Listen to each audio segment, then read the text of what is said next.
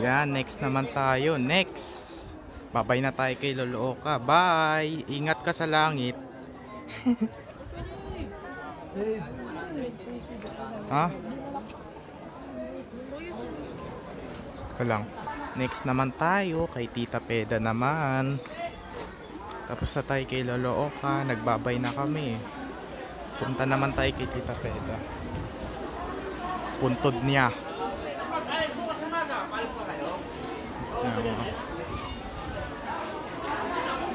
Kasi dito kami dumaan December 30 na namin nalibing si Tita Peda December 30 nung 2023. Punta naman tayo kay Tita Peda. Puntod ni Tita Peda.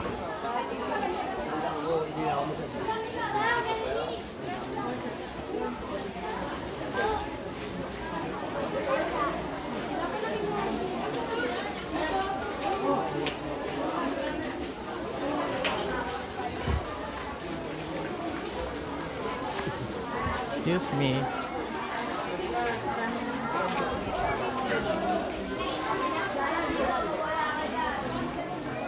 Bukagan, sumobra kayo kung daliri mo.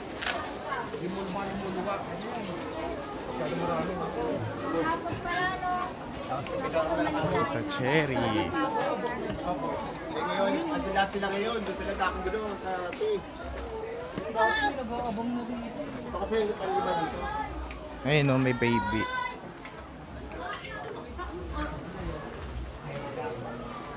Ayan na, nandito na tayo.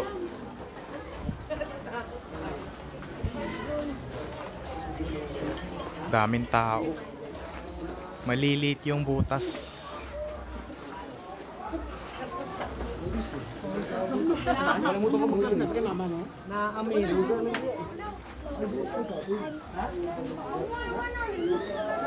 Saan yung puntod ni Tita Peda? Hanapin natin, tara.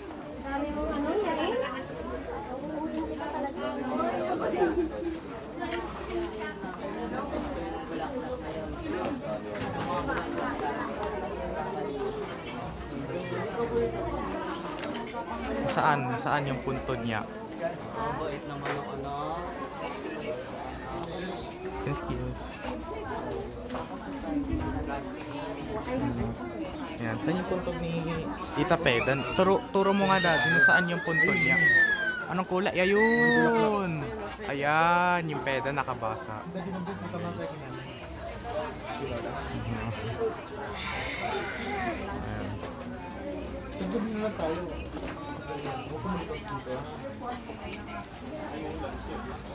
Grabe. Ay, di ba yung usapan tayo? Hindi mo kami sa bahay. Burger lang sa amin. Ayun, no? Peda Arsak.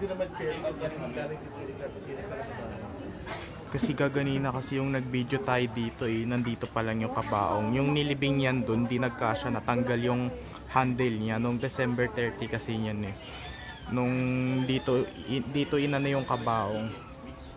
Umikot kami dyan At saka inawakan ko pa talaga yung ulo niya. Matigas talaga siya nung nakaraang ano pa lang nun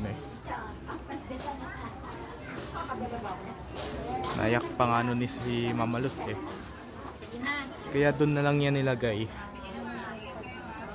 Kasi hindi kasya Kaya tinapos ko na yung video na to